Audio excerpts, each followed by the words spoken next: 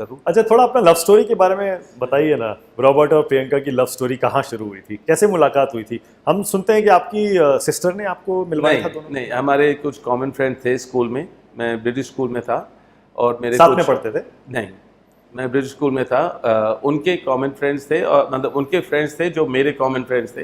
तो by default मैं मतलब वो यहाँ आते थे फ्रेंड्स कॉलोनी में उनसे मिलने के लिए, और मैं जाता था उनसे मैं भी जाता था उसी घर में मिलने के लिए जहाँ हम लोग बैडमिंटन और रेगुलर लाइक चिल्ड्रन जहाँ खेलते थे वो, और ट्यूशन वगैरह हम लोग करते थे वहाँ। कौन सी क्लास में थे उस समय? आई थिंक सीनियर 86 की बात है, 86। 1986। 13 साल की थी शायद वो। हाँ, सो 1986 की बात थी और मैं अबाउट 10th स्टैंडर्ड में था। Okay. 9th या 10th स्टैंडर्ड में था। तो आप यानी 2-3 साल बड़े हैं उनसे? हाँ, Okay. 2 साल बड़े। या सो अबाउट 9th स्टैंडर्ड में था मैं जब वहाँ उनसे ट्यूशन वगैरह करते थे और हम लोग फ्रेंड्स। तो वो वहाँ आती थी, ऑब्वियसली इतने सारी सिक्योरिटी वगैरह, तो मैं तो लाइक ऑर्डिनरी फ्रेंड्स वगैरह थे। और फिर जब वो ये लोग मेरे घर आते थे किसी पार्टी के लिए और ये वो, और फिर हमारी दोस्ती हुई। पर जब भी मैं झांकता था कि मतलब इतनी सिक्योरिटी वगैरह, तो मैं हमेशा दूर रहता था, यू नो। डर लगता ऑब्वियसली होगा। डर लगता था, हाँ ज़रूर। और मुझे So it was not love at first sight? उनके लिए, हाँ? उनके लिए But for you it was? For me I did not think, मैं ऐसे नहीं सोचा ही नहीं मैं, क्योंकि मैं तो मेरे दोस्त थे और मतलब अच्छा, ठीक है, फिर? कि वो इस परिवार से थे। और उनको लगा कि मैं स्पोर्ट्समैन हूँ और मैं हंसी मजाक ज़्यादा करता था और खुश किस्म का आदमी था। और तो यू नो, और मैंने कभी उनको उस नज़र से देखा ही नहीं, मतलब कि हम लोग जस्ट फ्रेंड्स थे।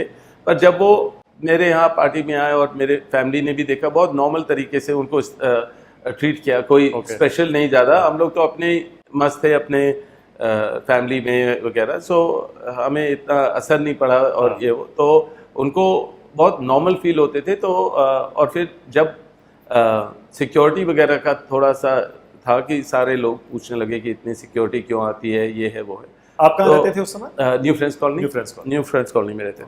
तो तब से दोस्ती बढ़ती रही। और फिर आई थिंक 91 में जब राजीव जी की मृत्यु हुई, तब मतलब कि दोस्ती और बढ़ गई थी, क्योंकि फिर हम लोग ज़्यादा बात करते थे और मैं उनको थोड़ा हौसला दिलाता था, तो हमारी दोस्ती उस टाइम बढ़ी थी। और तब पहचान ज़्यादा बढ़ गई। पर ज़रूर मैं थोड़ा घबराता था कि जो सिक्योरिटी इतनी ज़्यादा आ रही है, और उसको कभी भी मैं ये नहीं समझ सकता वो प्रियंका गांधी थी, तो डर लगना तो लाजमी था। हाँ, तो एग्जैक्टली। पर ये था कि मैं कभी इस सिचुएशन को संभाल नहीं पाऊंगा, और उन्होंने मेरे को भरोसा दिलाया कि सब ठीक होगा, ये वो। पर ऑब्वियसली क्या होता था तो कि आपने प्रपोज कर दिया, तब उन्होंने कहा कि नहीं, मतलब वो फिर भी दोस्ती थी खाली। अच्छा, और हाँ, और क्योंकि वो 2-3 खाली जगह जाते थे, ज़्यादा उनको अलाउ नहीं था मेरे घर और जो कॉमन फ्रेंड्स थे। और मैं मेरे ख्याल से मैं कंप्यूटर सीख रहा था एक जगह पे जहाँ उनकी एक और कॉमन फ्रेंड थी। तो हमारा ग्रुप थोड़ा बड़ा था, इसलिए कॉमन हो गया था। और हम लोग समझते थे कि वो पब्लिक में नहीं जा सकते थे। और एक बारी मेरे घर के बाहर मेरे ऑब्वियसली फादर ने अपनी गाड़ी लगाई, और जब वो आए तो सिक्योरिटी जो पहले पहुंचती थी, उन्होंने कहा सर आपको गाड़ी हटानी पड़ेगी यहाँ से। तो उन्होंने कहा भाई घर मेरा है मुझे बैठने, मेरे को गाड़ी अपनी ही लगानी है, मेरे घर है। तो उन्होंने कहा ना मैडम आ रही है, हम यहाँ से हटाओ अपनी गाड़ी। तो फिर ऑब्वियसली फादर को समझाना पड़ेगा, फादर से भी मेरे को माफ़ी मांगनी पड़ी या जो भी है। पर ऐसे बहुत सारे इंसिडेंट्स होते थे जिससे मतलब कि हमें थोड़ा अपना चेंज करना पड़ा, अंडरस्टैंडिंग रखना पड़ा। पर या फिर सोनिया जी से मैं मिला, और फिर प्रपोज करने से पहले या उसके बाद? नहीं, 91 में तो जब मैं उनके घर गया, क्योंकि राजीव जी की मौत हो गई थी, तब मैं उस टाइम मैं सोनिया जी और राहुल से तो पहले मिलता था मैं अपने वही कॉमन फ्रेंड्स के साथ। पर तब मैं सोनिया जी से मिला, और फिर उसके बाद जब दोस्ती थी तब मैं 1-2 बारी खाने वगैरह के लिए गया। और फिर उनको लगा कि प्रियंका बहुत ही कीन है, और फिर यानी ऐसा प्रपोज किसी ने नहीं किया, बस ऐसे ही नेचुरली अंडरस्टैंडिंग थी। अंडरस्टैंडिंग से हो गया। अंडरस्टैंडिंग थी, और मैं कन्विंस हो गया उसके बाद कि ठीक है सिक्योरिटी है, कर लेंगे जो भी है। पर हाँ, थोड़ा मीडिया से मैं दूर ही रहा ज़्यादातर। आपके घर वाले मान गए आराम से? उन्होंने बोला कि आपको अपनी जिंदगी बदलनी पड़ेगी, उनको नहीं, आपको आपको बदलनी पड़ेगी। हाँ, आपको अपनी जिंदगी बदलनी पड़ेगी, आप सोच लो हाँ। कि आपको बदलनी पड़ेगी। तो समझाया उन्होंने मुझे कि आप कहाँ जा रहे हो, क्या रिस्पॉन्सिबिलिटी है।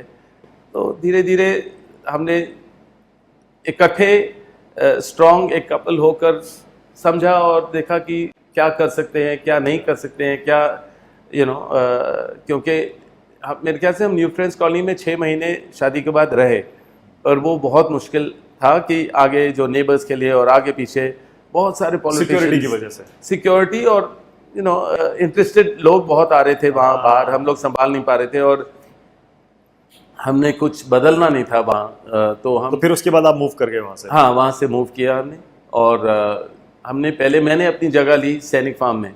ओके। पर वहाँ फिर जब मैंने 60% घर लेकर, रेंट देकर हर चीज़ किया, उसके बाद सिक्योरिटी वालों ने बोला नहीं, यहाँ नहीं रह सकते हो, क्योंकि यहाँ से एंट्रेंस है पर एग्जिट नहीं है, और ये वो जो भी बहाने बनाए उन्होंने। पर इतना मेहनत करने के बाद और बनाने के बाद और अपना डिपॉजिट पैसे वगैरह करने के बाद हमें बोला यहाँ से अब आपको कहीं और रहना पड़ेगा। तो वो 3 महीने का मुझे रखना पड़ा जगह, और उसके बाद हमने फिर लोधी एस्टेट में आए।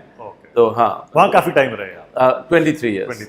हाँ, 23 ईयर्स। और इट वाज जहाँ हमारे children were born there, and आप उनको पी बुलाते हैं? पी? हाँ, पी बोलते हैं? नहीं, जैसे आपने ट्विटर पर आप अक्सर लिखते हैं पी। हाँ, क्योंकि जो नहीं पहचानते उनको कि मैं उनके बारे में बोल रहा हूँ, एक्सपोज नहीं करता हूँ।